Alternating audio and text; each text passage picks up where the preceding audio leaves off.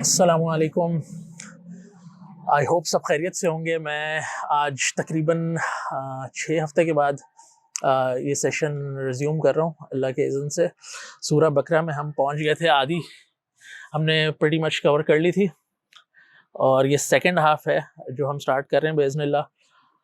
میرا ٹارگیٹ یہ ہے اور پلان یہ ہے کہ انشاءاللہ ہم ہر ہفتے ایک ویڈیو کر لیں گے باذن اللہ، سیٹرڈے یا سنڈے کو، وہ ڈپینڈ کرتا ہے میری تھوڑی مصروفیت پہ. لیکن میری نیت یہ ہے آج کے دن کہ میں ہر سیٹرڈے یا سنڈے کو ایک ویڈیو سورہ بقرہ کے حوالے سے، جو کچھ ریمائنڈرز رہ گئے ہیں اس پہ تھوڑی سی بات کریں گے. ایک دوسرے کو بیسکلی قرآن تذکیر کے لیے ہے اور ایک دوسرے کو یاد کروانا ہے. So that's the whole idea. تو ہم پہنچے تھے کہ وَكَذَلِكَ جَعَلْنَاكُمْ أُمَّةً وَسَطًا، اور اس طرح سے اللہ نے مسلم امہ کو امت وسط بنایا، رائٹ ان دا مڈل بنایا. یعنی جو غلطیاں غیر المغضوب علیہم ولا الضالین کی تھیں، ان کے بیچ میں اللہ تعالیٰ نے مسلمانوں کو جگہ دی اور بتایا کہ جو غلطیاں انہوں نے کی تھیں وہ تم نے نہیں کرنی، تو یہ ہمارا ٹیسٹ ہے. اور یہاں اللہ تعالیٰ نے قبلہ چینج کرنے کا فیصلہ کیا، اور جو قبلہ چینج کرنے کا جو فیصلہ ہے وہ اس کا جو بیک گراؤنڈ ہے، ہم نے تھوڑا سا رمضان کے اندر اس میں بات کی تھی، لیکن ایک یاد دہانی کے لیے کہ تاکہ وہ چیزیں کانٹیکسٹ میں الائن ہو جائے، کیونکہ ہم آگے جا کے تھوڑی سی اس پر مزید بات کریں گے باذن اللہ. تو وہ جو اللہ تعالیٰ نے نبی اکرم صلی اللہ علیہ وسلم کو کہا کہ ہم تمہارے چہرے کا اٹھنا دیکھتے رہے ہیں، مطلب آسمان کی طرف تمہارا چہرہ اٹھتا رہا ہے. اللہ تعالیٰ نبی اکرم صلی اللہ علیہ وسلم کو یہ بتا رہے ہیں کہ ہم نے تمہیں اگنور نہیں کیا. We have been watching it and we have been witnessing this, کہ آپ کا چہرہ مبارک آسمان کی طرف اٹھتا رہا ہے. اور وہ کیوں اٹھتا رہا ہے؟ کیونکہ آپ کو مکہ سے مسجد حرام سے کعبے سے بہت زیادہ محبت تھی. اور جب تک نبی اکرم صلی اللہ علیہ وسلم مکہ میں تھے تو وہ جب نماز ادا کرتے تھے تو وہ خانہ کعبہ کو بیچ میں رکھتے تھے، اور اس طرح وہ مسجد اقصیٰ کی طرف بھی منہ کر لیتے تھے. تو وہ ایک ڈائگنلی وہ دونوں چیزیں کور ہو جاتی تھیں کہ وہ مسجد اقصیٰ کو بھی کور کر لیتے تھے اور خانہ کعبہ کو بھی کور کر لیتے تھے. لیکن جب وہ مدینہ ہجرت کر کے آئے تو اب کعبہ جو تھا وہ پیچھے رہ گیا، وہ ان کے مطلب بیک کی طرف آ گیا، اور اب ممکن نہیں تھا کہ وہ کعبے کو بھی الائن کریں ساتھ مسجد اقصیٰ کے ساتھ. تو وہ ان کے لیے کافی رنج کا اور ایک جس کو کہتے ہیں ایک اضطرابی کیفیت تھی، ایک بے چینی تھی، اور وہ بہت مس کرتے تھے کیونکہ ان کو کعبے سے بہت زیادہ محبت تھی. تو اللہ تعالیٰ خاص طور پہ یہ ہائی لائٹ کر رہے ہیں کہ ہم آپ کا آسمان کی طرف جو چہرہ بار بار اٹھتا تھا، ایون تو نبی اکرم صلی اللہ علیہ وسلم نے کوئی دعا نہیں کی، کچھ کہا نہیں، اللہ تعالیٰ اس پہ کوئی کامنٹ نہیں کر رہے، لیکن ان کے چہرے کا آسمان کی طرف اٹھنا اور مطلب دیکھنا کہ اللہ تعالیٰ کب وہ فیصلہ کریں گے کہ ہم قبلے کی طرف دوبارہ منہ کریں گے. تو اللہ تعالیٰ کہہ رہے ہیں ہم وہ دیکھتے رہے ہیں، اور لو میں نے تمہارے لیے، تاکہ آپ راضی ہو جائیں، میں آپ کے لیے قبلہ چینج کر رہا ہوں.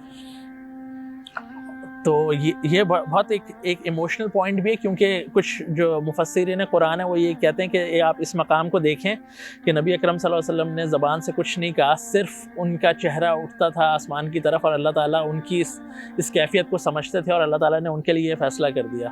تو وہ اس سچویشن کا کمپیریزن کرتے ہیں سورہ فرقان کی آیت نمبر 30 ہے، جس میں اللہ تعالیٰ کہہ رہے ہیں کہ نبی اکرم صلی اللہ علیہ وسلم قیامت کے دن کہیں گے، نبی اکرم صلی اللہ علیہ وسلم اللہ تعالیٰ سے شکایت کریں گے کہ یہ ہیں میری قوم کے لوگ، یہ ہیں وہ لوگ جنہوں نے اس قرآن کو محجورہ کر دیا، مطلب جس کو کہتے ہیں کہ اگنور کر دیا، ایسی چیز جس میں کوئی فائدہ نہیں، اس طرح اسے پسے پش ڈال دیا.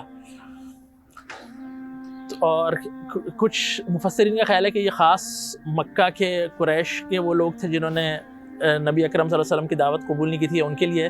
لیکن کچھ مفسرین کہتے ہیں کہ جو اللہ تعالیٰ نے الفاظ یوز کیے ہیں کہ اتخذوا کا مطلب یہ ہوتا ہے کہ آپ پکڑ کے چھوڑ دیں، مطلب ایسے لوگ جنہوں نے قرآن کو پکڑا، قرآن ان کی دسترس میں تھا، ان کی ایکسس میں تھا، وہ بینیفٹ پورا لے سکتا تھا قرآن سے، لیکن انہوں نے اگنور کر دیا، قرآن کو پیچھے ڈال دیا، اور ایسا سمجھا کہ جیسے اس سے کوئی فائدہ نہیں ہونے والا، یار اگنور کرو، ہٹاؤ یار، وی ڈونٹ نیڈ دس. مطلب صحیح ہے، وہ ایک اس طرح کا رویہ نہیں ہوتا کہ قرآن سے ہاں صحیح ہے اپنے تک رکھیں، مطلب آئی ایم ناٹ انٹرسٹڈ. تو اس ٹائپ کی جو سچویشن ہے، تو اللہ تعالیٰ اس سے آگاہ کر رہے ہیں کہ یہ بہت آئرونک ہے کہ وہاں نبی اکرم صلی اللہ علیہ وسلم اپنی زبان مبارک سے شکایت کریں گے. تو جسٹ امیجن کہ اللہ تعالیٰ نے صرف ان کا چہرہ اٹھنے پہ آسمان کی طرف قبلہ چینج کر دیا، اور یہاں تو نبی اکرم صلی اللہ علیہ وسلم اپنی زبان مبارک سے شکایت کریں گے. تو we just need to be mindful of this fact کہ قرآن اللہ تعالیٰ نے ہمیں دیا ہوا ہے، ہماری زندگی چل رہی ہے، ہم ابھی تک ہم زندہ ہیں، اور اگر ہم قرآن سے دور ہیں تو we need to ask this question in all intellectual honesty کہ ہم ایسا کیوں کر رہے ہیں. قرآن سے جڑیں، قرآن کو سمجھنے کی کوشش کریں، سمجھ کے پڑھیں گے. جب تک آپ سمجھ کے نہیں پڑھیں گے آپ کبھی بھی اس سے کوئی، جس کو کہتے ہیں نا اس کا جو ریئل بینیفٹ ہے وہ آپ تک نہیں پہنچے گا.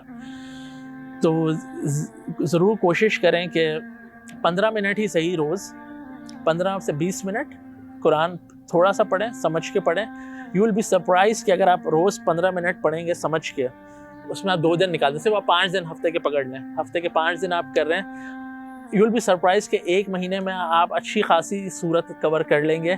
نہ صرف کور کریں گے، مقصد یہ نہیں کہ قرآن ختم کرنا ہے، قرآن ختم ہو ہی جاتا ہے، صحیح ہے، وہ کوئی بڑی بات نہیں ہے. قرآن سمجھنا وہ بہت بڑی بات ہے. تو یو ول بی سرپرائز کہ آپ دیکھیں گے کہ 1 مہینے کے اندر، 2 مہینے کے اندر جو آپ کی پروگرس ہوگی وہ کتنی زیادہ ہوگی، اور آپ کو لگے گا کہ you have a strong connection with Allah سبحانہ و تعالیٰ. یہ اللہ تعالیٰ کے الفاظ ہیں جو ہم اپنی زبان سے ادا کرتے ہیں، اس کو سمجھنے کی کوشش کرتے ہیں. اور جو بندہ اس کوشش میں لگ جائے اپنی زندگی میں، یہ تھوڑا سے ایک ونڈو نکالے 15-20 منٹ کی روز کہ میں اللہ تعالیٰ کے کلام کو سمجھوں گا، اس سے بڑی خوش نصیبی اور کیا ہوگی. تو ڈونٹ گیٹ می رانگ کہ قرآن ختم نہیں کرنا چاہیے پڑھ کے، مطلب وہ بالکل آپ کرتے رہیں، اس کو ہی معمول بنائیں. جو لوگ کر رہے ہیں وہ آلریڈی اس کو اپنی زندگی میں جاری رکھیں. لیکن جو قرآن سمجھ کے پڑھنا ہے نا، وہ ایک الگ لیول ہے. اور جتنا آپ اس قرآن کو سمجھ کے پڑھیں گے اتنے آپ اپنی زندگی کو زیادہ میننگ فل اور پرپز والا پائیں گے، زیادہ فوکسڈ ہو جائیں گے. آپ کو یہ پتہ ہوگا کہ آپ نے جانا کہاں ہے، کیونکہ ہم زندگی ویسی گزر جاتی ہے. آئے دن آپ سنتے ہیں کہ ینگ لوگ وہ دنیا سے چلے گئے، کوئی کار ایکسیڈنٹ میں، کسی کو کوئی اور بیماری ہو گئی. کووڈ-19 کی وجہ سے اتنی ساری سٹوریز ہم آلریڈی سن چکے ہیں، دیکھ چکے ہیں. اللہ تعالیٰ ہم سب کو محفوظ رکھے. تو مجھے اور آپ کو پتہ نہیں ہے کہ میرا اور آپ کا ٹائم کب ختم ہو جائے، لیکن ختم ہونا ہے، ریسٹ ایشورڈ ختم ہونا ہے. میں پچھلے دنوں کچھ پرانی تصویریں دیکھ رہا تھا اپنی فیملی کی، اور ہوتا نا پرانی ہم لوگ شادی کی تصویریں ہوتی ہیں تو اس میں فیملی گروپ فوٹو ہوتی ہیں بڑی بڑی، اس میں لوگ روز میں کھڑے ہوئے ہوتے ہیں، کچھ لوگ کھڑے ہوئے ہوتے ہیں، کچھ لوگ بیٹھے ہوئے ہوتے ہیں. تو جو ایک بڑا ایک جس کو کہتے ہیں جس سے دل تھوڑا سا ڈر ہی آتا ہے اس کو دیکھ کے، کہ اس تصویر میں ہم دیکھتے ہیں کہ جو ایک پوری ایک پیچھے جو رو میں لوگ کھڑے ہوئے ہیں وہ اب اس دنیا کے اندر نہیں ہیں. انہوں نے کچھ بچے پکڑے ہوئے ہیں اپنے ہاتھ میں، جو چھوٹے بچے تھے اس زمانے میں 2 سال کے 3 سال کے، وہ انہوں نے گود میں اٹھائے ہوئے.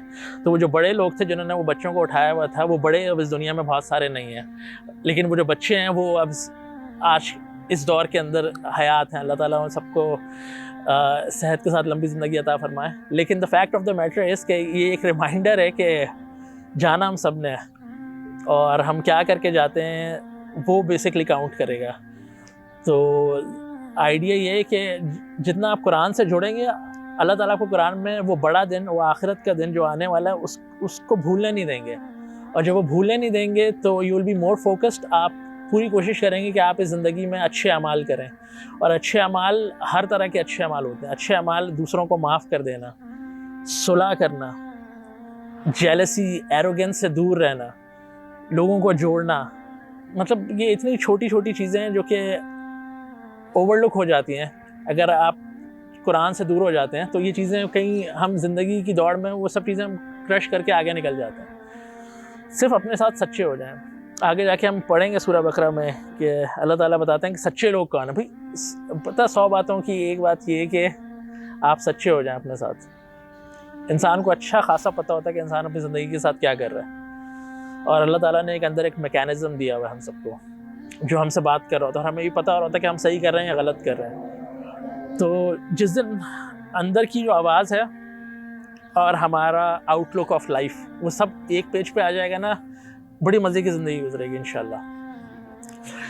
تو آج ہم اس کو یہیں تک رکھیں گے کیونکہ پہلا سیشن ہے رمضان کے بعد، تو میں چاہ رہا تھا اس کو شارٹ اینڈ بریف رکھیں. تھوڑا سا اندھیرا بھی ہو گیا ہے، میں تھوڑا لیٹ ہو گیا، تو میں انشاءاللہ کوشش کروں گا کہ نیکسٹ ویک تھوڑا سا 15 منٹ کا کر لیں باذن اللہ، کیونکہ اب جب قبلہ چینج ہوا ہے تو سچویشن ایزی نہیں تھی. قبلہ چینج ہونے کا مطلب بہت ساری چیزیں چینج ہونا تھا، اور اس کا جو بیک لیش آیا کیونکہ وہاں بنی اسرائیل تھے اور دوسرے لوگ تھے منافق اور وہ سب.